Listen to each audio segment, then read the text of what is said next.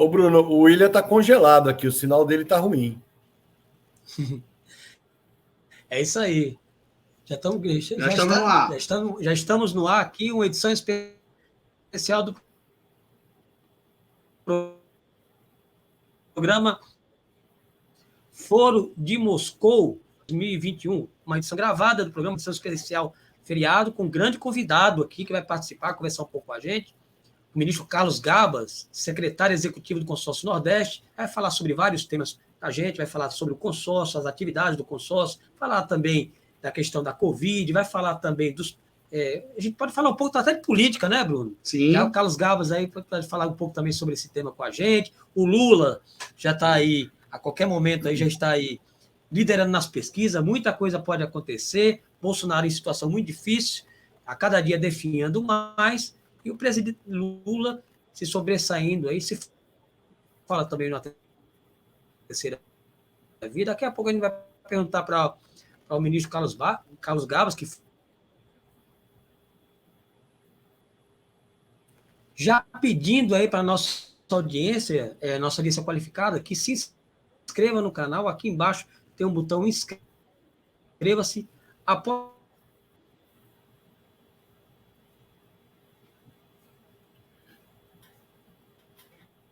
William, congelou a sua imagem e a voz. Não estou te ouvindo.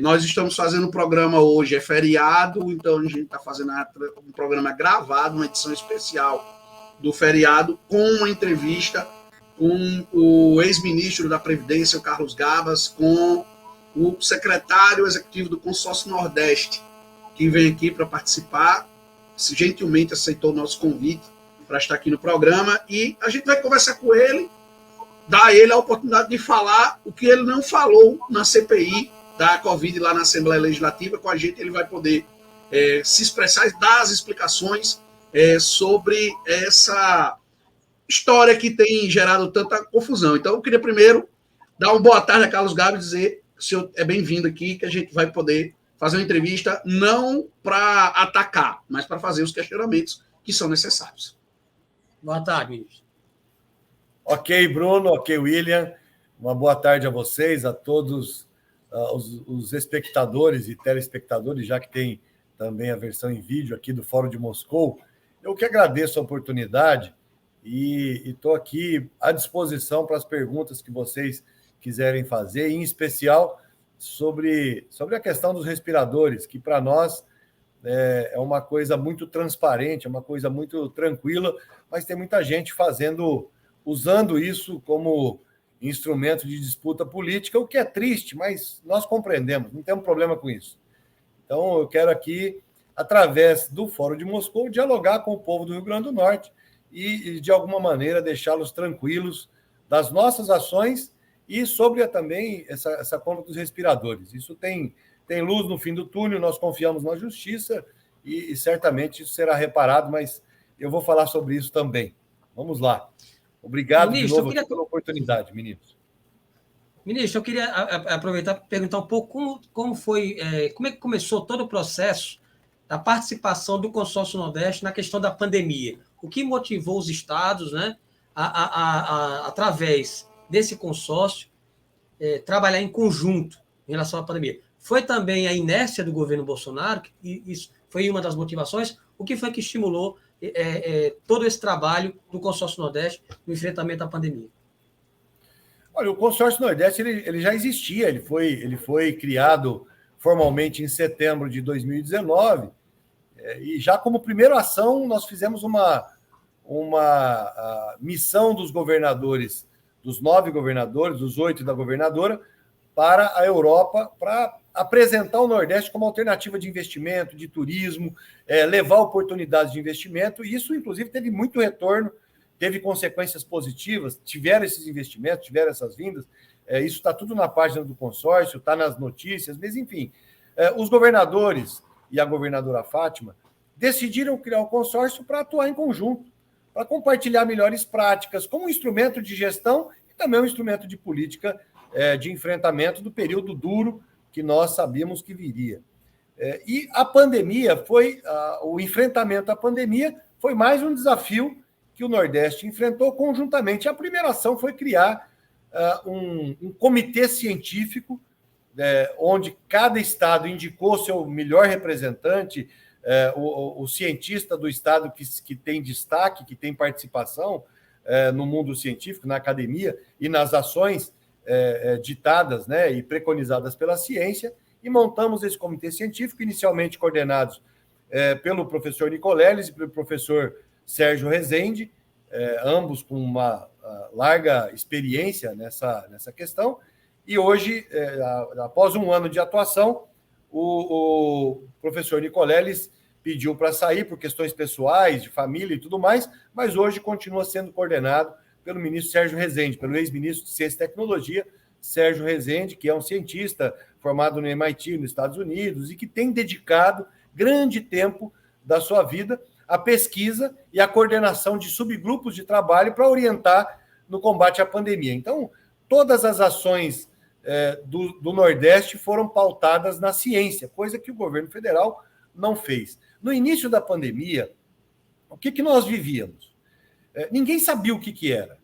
A gente só via pela televisão, porque no Brasil não tinha chegado ainda, e as imagens eram muito ruins, eram estarrecedoras, eram assustadoras. Eu me lembro, o comportamento dos governadores, em alguns casos, chegou a ter desespero. Gente, nós precisamos agir. Nós precisamos agir porque olha lá o que está acontecendo. As imagens na Itália, Bruno e William, eram muito duras, pessoas morrendo nas macas, pessoas morrendo na porta dos hospitais, dentro de carro. Parecia um peixe fora d'água, faltando ar, aquela coisa puxando, tentando puxar ar e não conseguia. Era muito assustador aquilo. E o que precisava? Precisava de leitos de UTI e de respiradores mecânicos, para as pessoas não morrerem. É isso que se pedia. Bom, óbvio, se precisava disso, os governadores começaram a correr atrás disso. A primeira coisa que os governadores fizeram foi pedir uma reunião com o presidente da República, porque isso não era um perigo só para o Nordeste, era um perigo para o Brasil inteiro. A pandemia estava aí, estava chegando no Brasil, e o Brasil precisava se preparar. A responsabilidade para esse enfrentamento é do Ministério da Saúde. Uma pandemia, você não combate no município ou no estado. Uma pandemia você combate com uma ação conjunta de todo o país, coordenada pelo Ministério da Saúde. E foi isso que nós pedimos ao presidente da República. Nós pedimos uma audiência a ele. Na época, o presidente Rui Costa, do Consórcio Nordeste, falou em nome dos governadores, os governadores também falaram, mas pediu ao presidente: nós precisamos de uma ação conjunta, nós precisamos de equipamentos, precisamos de insumos, precisamos de medicamentos. E o presidente disse: eu vou pedir para o ministro Mandetta resolver isso para vocês. E na semana seguinte já respondeu: olha, não tem como resolver. Eu não tenho como comprar respiradores, eu não tenho produção no Brasil, o que é um problema, né? O desmonte da indústria nacional acarretou isso também. Se nós tivéssemos uma indústria forte, nós teríamos produção de respiradores, não tínhamos. Dependíamos do mercado externo. E o Mandetta deu a real, falou: olha, eu não tenho como comprar isso, vocês vão ter que se virar. Nós fomos à OPAS, nós fomos à OMS, nós fomos ao PNUD, fomos às embaixadas, enfim. A resposta sempre era o seguinte: olha, não tem produção suficiente. Estados Unidos e Europa estão comprando tudo que existe e vocês vão ter que se virar. Os fabricantes diziam: olha, nós não temos produção, nós vendemos tudo para os representantes. Ou seja, os estados do Brasil ficaram nas mãos de, entre aspas, representantes comerciais. E os governadores não tiveram dúvida. Eles agiram, eles foram atrás de... Vários governadores de outros estados também foram às compras, foram correr atrás de comprar respiradores, e nós ficamos na mão de intermediários que muitas vezes não cumpriram os seus contratos. Pô, só pesquisar na imprensa, 8, 10 estados compraram, São Paulo comprou e não recebeu 1.000 respiradores, Rio de Janeiro, Amazonas, Distrito Federal, estados do Sul, e nós do Nordeste também. Fomos tentar comprar, a primeira compra nossa ficou retida nos Estados Unidos, a remessa pousou lá e o Trump disse: não, isso aqui não vai sair daqui, é de interesse nacional, e foi confiscado. Né? E aí A outra compra foi essa que nós compramos, esses 300 respiradores, que o consórcio resolveu comprar para atender os 9 estados.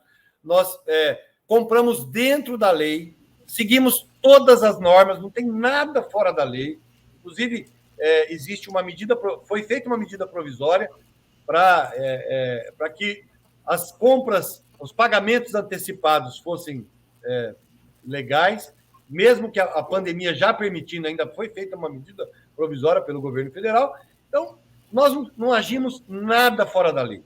Nós compramos os respiradores, pagamos e eles não foram entregues. O que nós fizemos?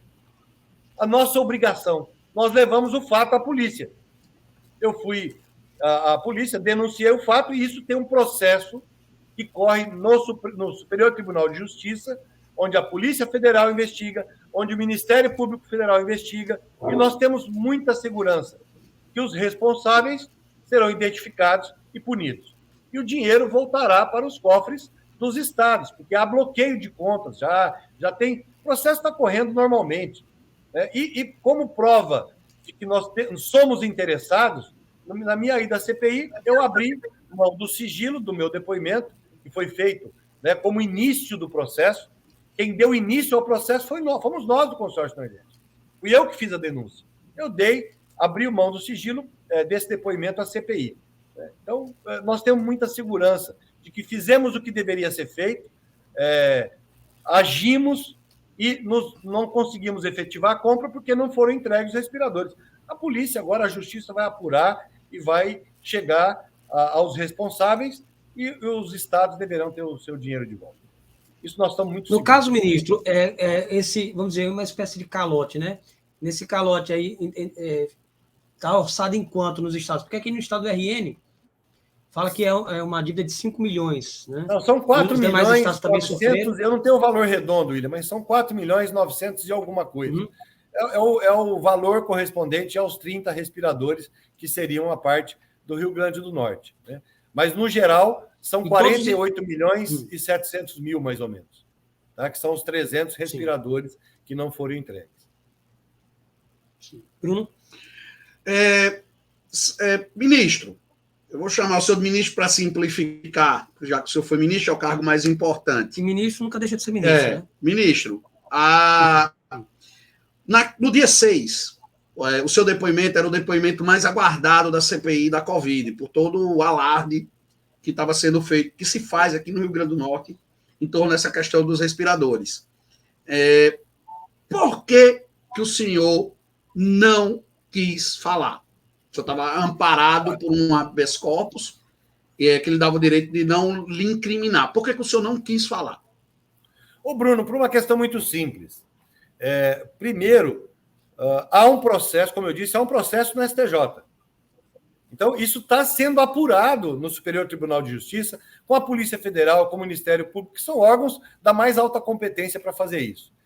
Segundo, que quando falaram da minha convocação, eu tinha entendido que eu seria convocado como convidado, como testemunha. E eu percebi logo, quando eu vi a convocação como investigado, eu falei, gente, não é possível. Teve um processo, nós compramos, não foi entregue. Eu levei essa denúncia à polícia. E aí eu sou investigado, logo percebi, Bruno, que há uma tentativa de politizar essa questão. Alguém está tentando se dar bem em cima dessa questão, né? Levantar uma lebre, procurar chifre em cabeça de cavalo. É simples. Compramos, não entregamos, levamos o caso à polícia e está sendo investigado, ponto. Agora, eu vou como investigado, fala sério, montaram um teatro aí, Bruno, chamaram senador de fora para fazer inquirição, fala sério.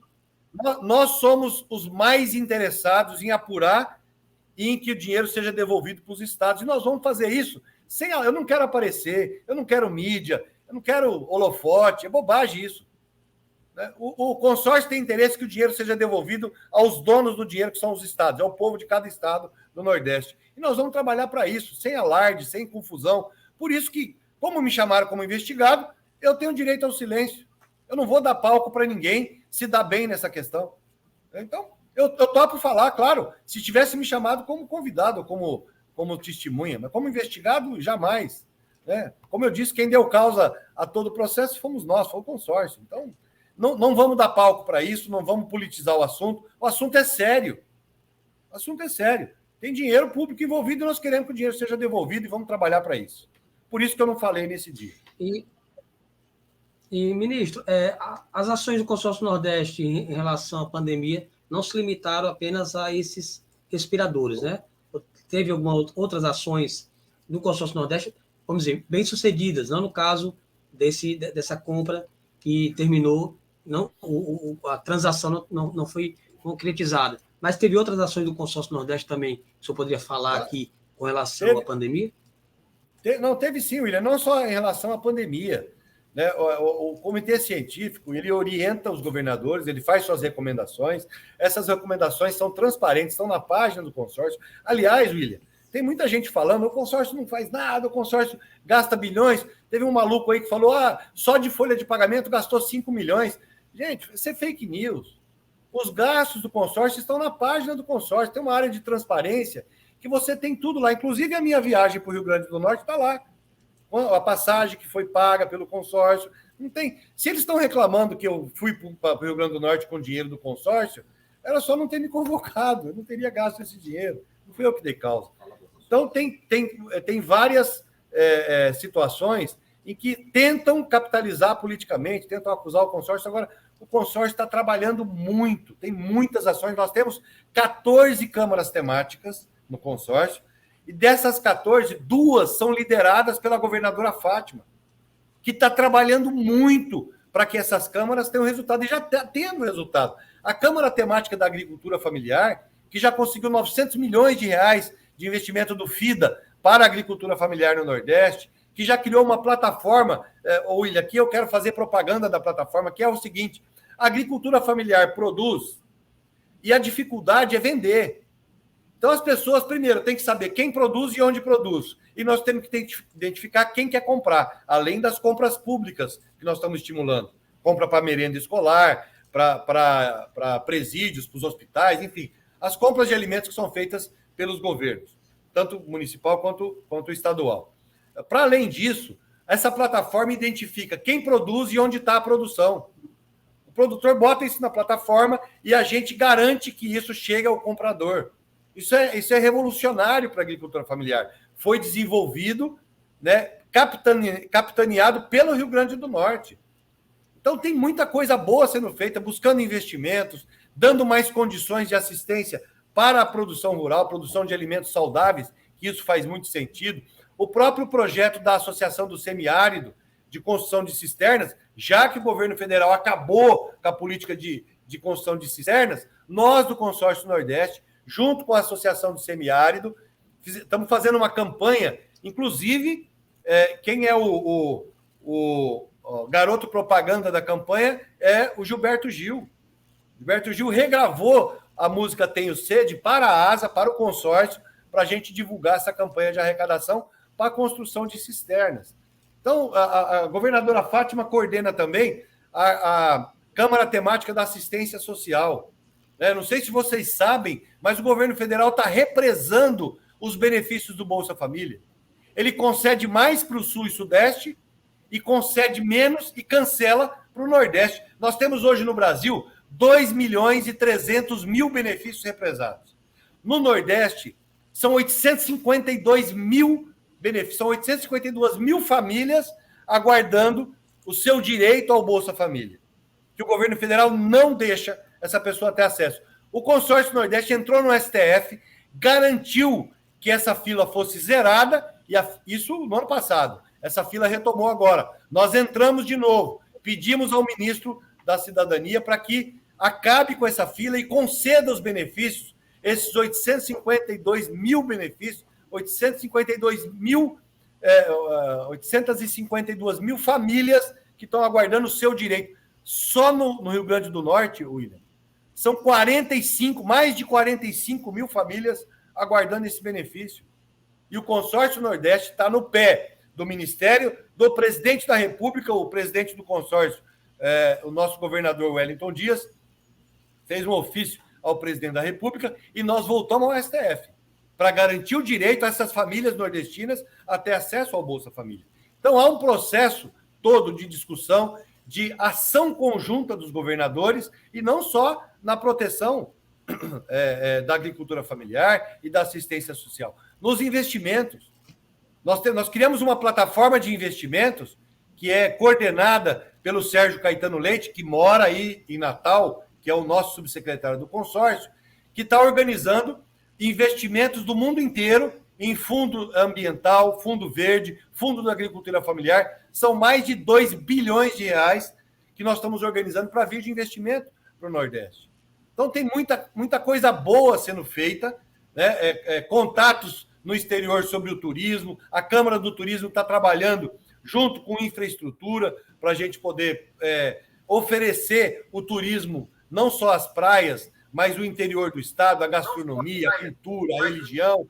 Tudo isso faz parte de ações dessas 14 câmaras temáticas que estão trabalhando para que a gente tenha investimentos no consórcio Nordeste, nos 9 estados do Nordeste. Então, tem muita coisa boa sendo feita, né? E aí vão, para você ver como é um palco, né? Chama um deputado aí que eu não lembro nem o nome, e o cara diz o seguinte: me mostra uma coisa que o consórcio fez que eu me calo. Acessa a página, meu amigo, é fácil. Você está aí hoje no Poder 360, né? na Folha de São Paulo, as ações do consórcio Nordeste, elas estão ganhando muito espaço, e é por isso que a gente incomoda. É por isso que eles estão tentando colocar uma interrogação no consórcio Nordeste, dizendo que a gente não faz nada. É só entrar na página. Vocês vão ver o quanto de coisas boas que o consórcio tem feito, simplesmente trabalhando em conjunto, compartilhando melhores práticas, trabalhando em grupo, que é o que o consórcio faz, é o que os 9 estados do Nordeste estão fazendo. Muito bem, eu vou passar para a Bruna aqui, lembrando que o programa é gravado hoje, aqui na terça-feira, feriado, aqui no Brasil, uma edição especial do Foro de Moscou. A gente pede as inscrições, quem ainda não se inscreveu no canal aqui embaixo, acompanhe também as nossas postagens na agência Moscou. Bruno. Secretário, o ministro, como é que vocês chegaram a Hempcare e por que ela acabou sendo escolhida? E se o contrato previa garantias para os governos, para os entes do consórcio Nordeste, e se tinha garantias, por que elas foram retiradas? Não, primeiro é o seguinte, nenhuma garantia foi retirada. Ninguém faz uma compra antecipada com garantia de seguro, nenhuma seguradora faria isso. A garantia que existia era de transporte, e só faz sentido você contratar transporte se o ventilador, se o equipamento for embarcado. Então, por isso que não foi contratado, porque não foi embarcado o equipamento. Houve uma pesquisa naquele momento, nós do consórcio não participamos desse processo, porque não tínhamos estrutura, nós fizemos um convênio com o governo da Bahia, e o governo da Bahia, a Secretaria de Saúde, é quem fez a pesquisa e chegou a essa empresa. A empresa tinha um histórico segundo nos informaram, a empresa tinha um histórico de fornecimento e foi selecionada por preço, por ter, em tese, ter a pronta entrega e ter apresentado as melhores condições. Tudo isso está no processo, as pesquisas que foram feitas e tudo mais. Então, como eu te disse, Bruno, a compra foi feita dentro da lei e dentro da regra. Por isso, nós recorremos à lei, porque ela não foi concretizada. A empresa não entregou. E nós recorremos a quem de direito, que é a justiça, para ter o dinheiro de volta. Como eu te disse, bens já foram bloqueados. Enfim, houve uma operação para investigação e nós temos muita crença, nós acreditamos na Polícia Federal, no Ministério Público e na Justiça, de que os responsáveis serão punidos. E nós estamos muito tranquilos quanto a isso, porque fizemos tudo dentro da regra e para atender a necessidade daquele momento, que era uma conjuntura terrível, de mortes, de número de pessoas morrendo em macas, e a gente não queria isso aqui para o Brasil, em especial para os estados do Nordeste. Por isso que a gente se mexeu e foi atrás de comprar os respiradores. William, me permita pegar o embalo aqui de uma segunda pergunta. A questão do contrato da empresa.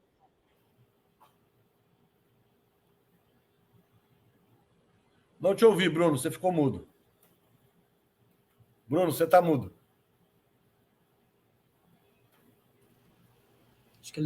Acho que não ouviu, porque o microfone desliguei aqui. Ele não ouviu, vou fazer de novo. Voltou, Bruno. Ministro, há uma crítica, uma denúncia feita pelo pessoal da CPI aqui do Rio Grande do Norte, que a Hempcare nem tinha capacidade técnica, nem capital social. Isso ocorreu? Vocês analisam? Como é que vocês analisaram essa situação e se a crítica procede? Bruno, muitas críticas têm sido feitas criando fake news. Isso não nos preocupa. De novo, Bruno, quero dizer o seguinte: o processo está sendo analisado, investigado, e cada item dele está sob análise do Ministério Público Federal, da Polícia Federal, e o processo está no Superior Tribunal de Justiça. Nós temos muita tranquilidade que isso vai vir à tona. Todas as questões do contrato virão à tona. Eu só posso dizer que foi feito em condições especiais, claro, no meio de uma pandemia, no meio de uma situação que ninguém gostaria de passar. Então, tanto foi feito em condições especiais que existia lei dando guarida a isso, dando autorização para que isso fosse feito. Agora, sobre escolha da empresa, sobre a contratação, isso está sob investigação. E eu não quero me antecipar. Como eu disse, nós fizemos um convênio com o governo da Bahia, que foi quem fez toda a operação, e nós acreditamos nos servidores, nós temos muita tranquilidade de que a verdade será apresentada à sociedade e o dinheiro voltará aos cofres dos estados. Eu não vou me antecipar nenhuma leitura minha ou qualquer impressão minha, porque, como eu disse, o processo está sob investigação, está em curso, e nós acreditamos na justiça. Isso vai aparecer, sem dúvida. Só é lamentável que gente que deveria ter responsabilidade tenta se dar bem com uma história dessa, tenta acusar as pessoas, faz juízo de valor, já julga. Eu estou sendo julgado pela internet, não me preocupo, de forma alguma. Eu acredito na justiça, eu tenho muita segurança do que nós fizemos e a verdade prevalecerá, sem dúvida. E quem está tentando se dar bem, ao final, vai se dar mal, porque, inclusive, corre risco de processo. Você não pode falar o que você quer das pessoas e você pode ser processado. E eu tenho várias pessoas que eu já estou processando porque estão fazendo calúnia, difamação. Isso não é correto, isso é ilegal. Secretário, outro apontamento da CPI é de que algumas pessoas foram apontadas como intermediárias, como Kleber Isaac, Fernando Galante, que elas teriam embolsado 12 milhões nesse negócio. Foi assim? Eu também quero saber, Bruno. Eu não sei, eu não tenho essa informação, isso está no processo, e a Polícia Federal dirá, o Ministério Público Federal dirá o que de fato aconteceu. Eu não sei das contas, eu não sei de nada. Eu sei que nós compramos, eu não pedi absolutamente nada para ninguém, e a nossa única preocupação era prover recursos e medicamentos, insumos e equipamentos para combater a pandemia. Então, como eu te disse, Bruno, estou muito seguro desse processo e a verdade vai aparecer. Se alguém levou dinheiro, ou se alguém está com dinheiro na conta indevidamente, isso fatalmente vai aparecer. Ninguém vai escapar à verdade e à investigação da Polícia Federal e do Ministério Federal. A gente só tem que deixar eles trabalharem. Não adianta ficar acusando agora. Eu não conheço essas pessoas, não sei quem são e não sei se tem, de fato, dinheiro na conta ou não tem. A Polícia Federal e o Ministério Público Federal dirá o que, de fato, tem de verdade nisso tudo. Para encerrar essa parte aqui da entrevista, sobre alguns questionamentos da CPI, tem a questão da compra dos respiradores, que envolve a Prefeitura de Araraquara. Houve esse envolvimento da Prefeitura de Araraquara? Como é que o senhor vê essa história? O que é que tem a ver a Prefeitura de Araraquara, em São Paulo, com o Consórcio Nordeste? Absolutamente nada. Isso é uma ilação que fizeram e quem fez a ilação vai ter que provar. Eu repito, quem está acusando, é bom ficar esperto, porque existem mecanismos de punição para notícias falsas, para injúria, difamação, calúnia. Então, não tem absolutamente nada a ver com o processo dos respiradores, mas quem quiser acusar, fique à vontade. A internet está aí, aceita qualquer coisa, mas a justiça também aceita o contraditório, Então, isso não tem nenhum fundamento, viu, Bruno? Ministro, um pouquinho dos bastidores do Consórcio Nordeste. Quando pipocou essa história, a situação de calote, qual foi a reação da governadora Fátima Bezerra, trazendo aqui um pouquinho a questão para o Rio Grande do Norte? Olha, Bruno, a governadora Fátima Bezerra, ela é muito zelosa com os recursos do estado do Rio Grande do Norte. Claro, ela ficou preocupada. A gente já tem pouco recurso, ainda se a gente perder isso, e nós tranquilizamos, governadora, nós tomamos as medidas e a justiça vai reparar isso. Então, claro, faz falta agora, né? Isso leva um tempo, infelizmente, nós gostaríamos que fosse imediato, né? Mas a justiça é que dirá quando que vai fazer com que esse dinheiro volte para o Rio Grande do Norte. Então, houve uma preocupação, ainda há uma preocupação muito grande. A governadora Fátima Bezerra, reiteradamente, né, fala sobre isso, né? E não é só a governadora, não. Né? O senador Jean Paul tem essa preocupação. Né? Quem fala muito comigo sobre isso, né, que de vez em quando liga, eu estive com ela aí agora, a nossa deputada Isolda, né, ela tem uma preocupação muito grande, porque todo mundo sabe que os recursos, eles não, né, dinheiro não dá em árvore, né, e são dinheiros de impostos das pessoas, é o orçamento do Estado do Rio Grande do Norte. Então, isso preocupa as pessoas.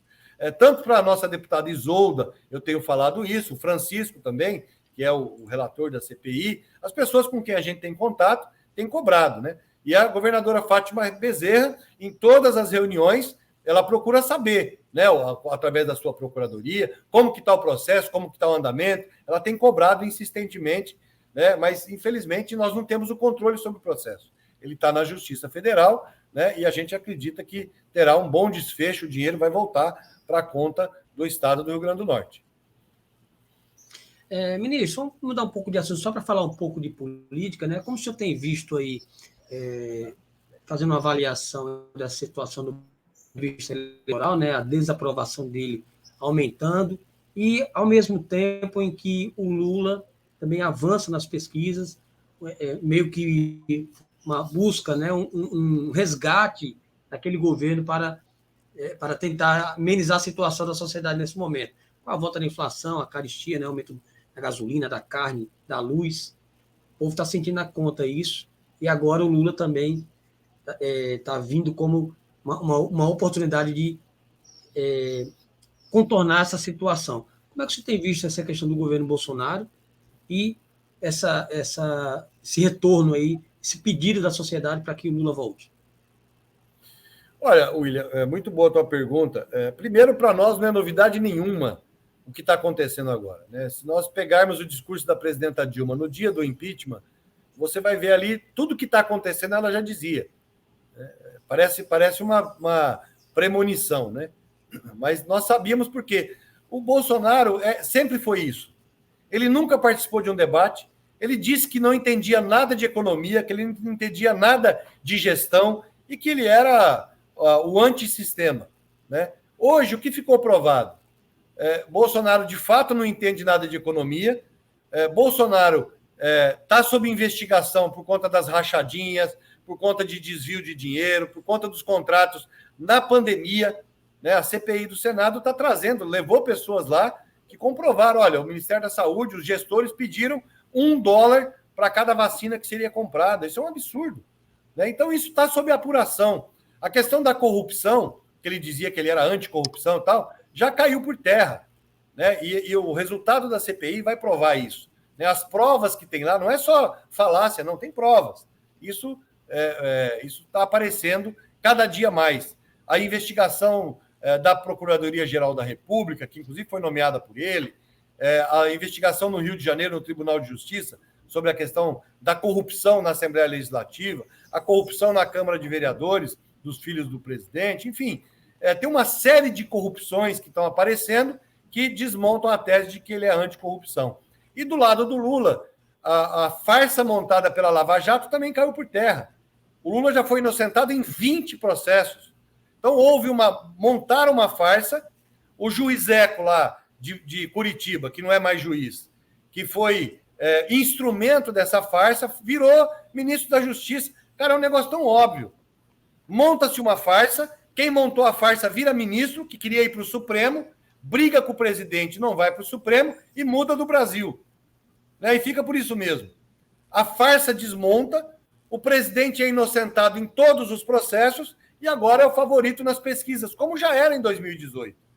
Então, para nós não tem surpresa, né? O que é triste é ver a Amazônia queimando, as pessoas passando fome, cozinhando com lenha, se queimando com álcool, porque não tem dinheiro para comprar o bujão de gás, que custava R$38, hoje passa de R$100. A gasolina era R$2,60, está R$7 na bomba. O desemprego maior da nossa história, a inflação é maior da nossa história, ou seja, o país está à deriva. 600 mil mortes por Covid.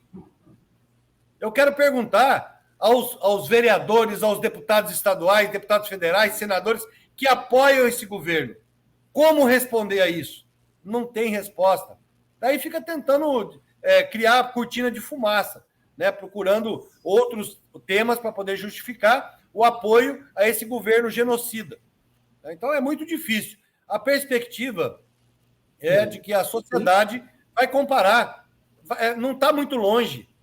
O período em que o povo era feliz, né? O povo tinha dinheiro para comer, tinha dinheiro para o churrasco, para cerveja, para passear com a família, tinha emprego, tinha salário, podia comprar seu carrinho, sua casa, né? Nós tínhamos o programa de casas populares que eles desmontaram também, ou seja, eles desmontaram tudo. O desmonte das leis trabalhistas, William, foi uma vergonha. O desmonte da rede de proteção social, eu sou servidor da Previdência, eu nunca vi um desmonte tão rápido da nossa rede de proteção social. Acabaram com o Ministério da Previdência, acabaram com as políticas de proteção social, estão tentando acabar com o Bolsa Família. A Previdência hoje, no nosso tempo, as pessoas se aposentavam em 30 minutos. A pessoa recebia uma carta na sua casa para informar de que ele tinha o direito à aposentadoria. Ele acessava o direito sem sair de casa. Hoje, tem 2,5 milhões de processos na fila. A aposentadoria voltou a demorar 1 ano, 2 anos para a pessoa ter direito. Isso é uma vergonha. E são medidas simples que nós implementamos na nossa época. Nós acabamos com as filas, eles voltaram com as filas. As pessoas, se você for numa agência da Previdência, você não é atendido. Eles negam atendimento presencial. É um absurdo. As pessoas mais simples, as pessoas mais pobres, elas não têm acesso à internet para ir lá e fazer o seu serviço. Mesmo quem conhece de internet tem dificuldade. Você imagina as pessoas mais pobres? Então, é um absurdo você negar o direito das pessoas de ter acesso ao seu direito na agência. Nós criamos 720 novas agências. Cidades acima de 20 mil habitantes, não importa se o prefeito é do PT, do PSDB, do PSD, do PFL, não importa. Nós não olhamos para isso. Nós criamos as agências para levar a Previdência mais próxima do cidadão. E eles acabaram com isso. Estão fechando as agências. Estão acabando com a política de aproximação, né, de acesso do direito às pessoas, ao cidadão. Isso é muito triste. Vai dar um trabalhão para o presidente Lula reconstruir isso tudo, né? Mas daqui até lá tem muita Amazônia para eles queimarem, tem muito direito para eles retirarem, tem muita fome para eles gerarem, e nós precisamos combater isso. Não dá para ficar esperando 2022, a eleição de outubro. Os caras estão destruindo agora.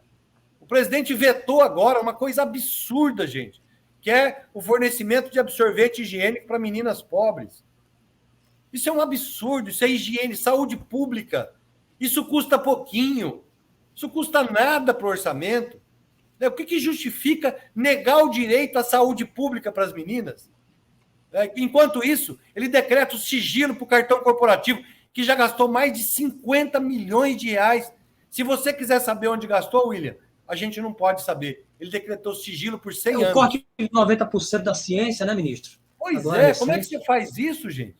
Então, o Brasil está sendo desmontado, né? Nós passamos vergonha lá fora, né? E a gente não era assim. Olha ali no período do Lula, né? Eu, de fato, tenho saudade do presidente Lula, das políticas públicas que nós fizemos, de inclusão social, de acesso a direitos que nunca foram dados, de combate à discriminação, ao racismo, né? Enquanto esse antipresidente que está aí, ele fomenta isso tudo. Ele é racista, ele é misógino, ele é preconceituoso, ele defende arma.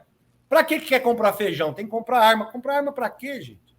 Quem que pode comprar arma? Para que isso? Então, está tudo errado.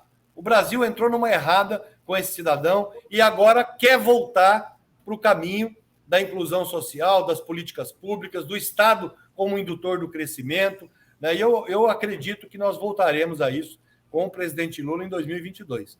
Será um longo caminho, porque ainda tem muito tempo, tem muita Amazônia para eles queimarem ainda, tem muito índio para eles matarem. Para reconstruir, né, sempre dá muito mais trabalho, né, ministro? Claro. Ministro, claro. A gente já está com o tempo estourado aqui, bem estourado em relação ao combinado com a sua assessoria. de tempo de entrevista, mas tem uma pergunta que é importante. Os índices do Nordeste em relação à Covid são bem melhores do que o restante do Brasil. Qual o papel do consórcio Nordeste nesses índices? Ô Bruno, eu vou te dar números aqui.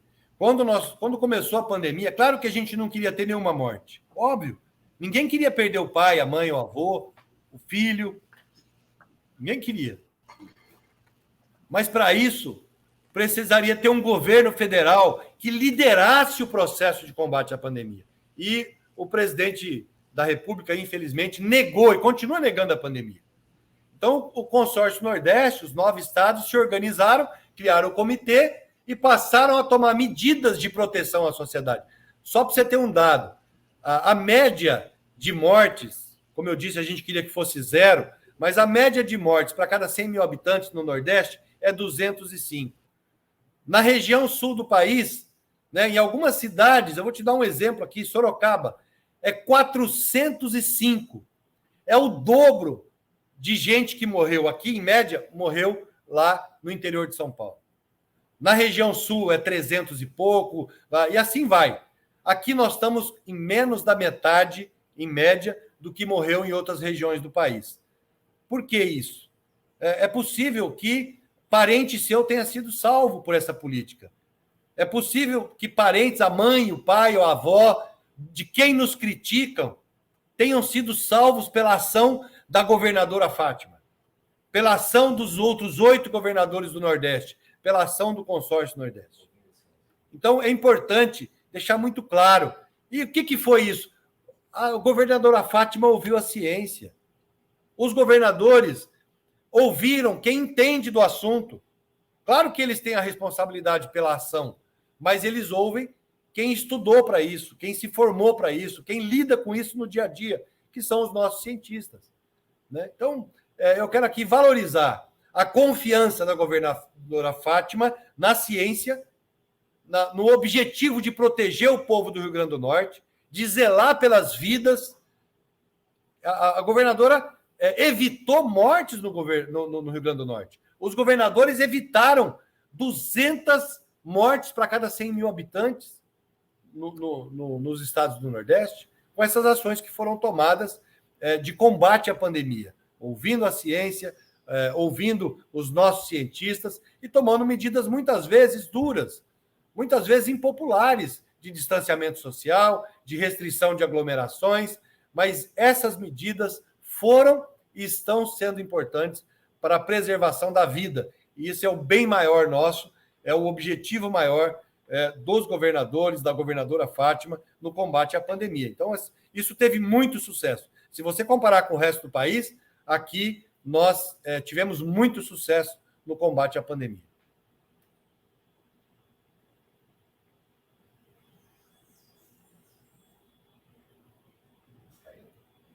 Está mudo, William. Ministro, eu queria agradecer, nós queremos agradecer aqui a sua participação nessa edição especial do Foro de Moscou, muito esclarecedora, falando principalmente com a ação do Consórcio Nordeste no combate aí, no enfrentamento à pandemia, e a gente quer dizer também que deixar à disposição, não apenas aqui o Foro de Moscou, mas também nossos blogs, sempre que tiver alguma novidade em relação ao Consórcio Nordeste, a assessoria do Consórcio Nordeste também, a gente fica à disposição para qualquer novidade. Ok, William, ok, Bruno, muito obrigado pela oportunidade.